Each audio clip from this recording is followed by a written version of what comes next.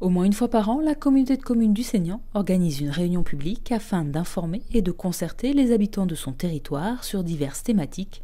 À mi-mandat, les élus ont fait le bilan des réalisations effectuées et des projets en cours. Notre feuille de route, globalement, est tenue. En matière d'accompagnement des installations des entreprises. Nous avons installé beaucoup plus d'entreprises que ce que nous avions imaginé au départ en 2014, grâce aux zones d'activité de Souspès, grâce aux activités de l'Ariou à Ondres. Donc en matière de développement économique, nous sommes très largement dans les clous. En matière d'accompagnement du logement social aussi, parce que depuis le début de ce mandat, mais comme précédemment, nous travaillons en lien étroit avec les bailleurs sociaux et avec toutes les communes du territoire, main dans la main, pour faire en sorte de faire sortir de terre des logements dans nos 8 communes. Et depuis ce début du mandat, nous avons accompagné quasiment la création de 200 logements sociaux. Donc là aussi, nous sommes très largement dans les clous. Et là où nous sommes très satisfaits aussi, c'est d'avoir pu mettre en place une nouvelle politique en matière de préservation de l'environnement.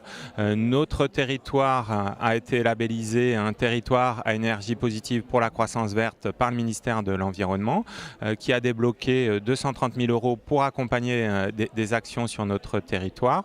Et puis nous avons répondu à un appel à projet régional, territoire à énergie positive.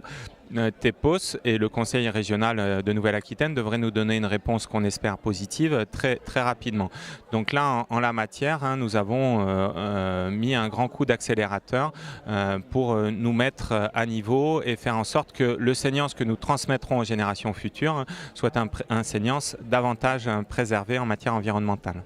Au cours de cette réunion, de nombreuses questions ont été posées, les transports et la mobilité faisant partie des principales préoccupations des habitants du Seignan. Le triptyque du quotidien, c'est le logement, l'emploi et le déplacement entre ce logement et l'emploi.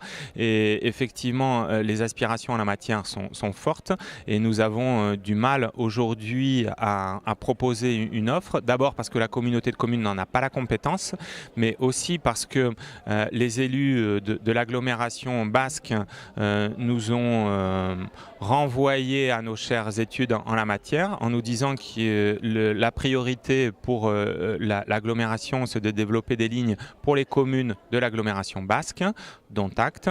Donc nous allons faire en sorte d'offrir différemment ce service sur notre territoire et donc ça sera une de nos priorités en 2018, faire en sorte de travailler un projet et de proposer aux élus du territoire la prise de compétences en la matière. En plus du logement, d'autres projets sont à venir sur le Seignan, comme l'ouverture de la zone d'activité de Norton, la réduction de la fracture numérique ou encore faciliter le maintien à domicile des seniors.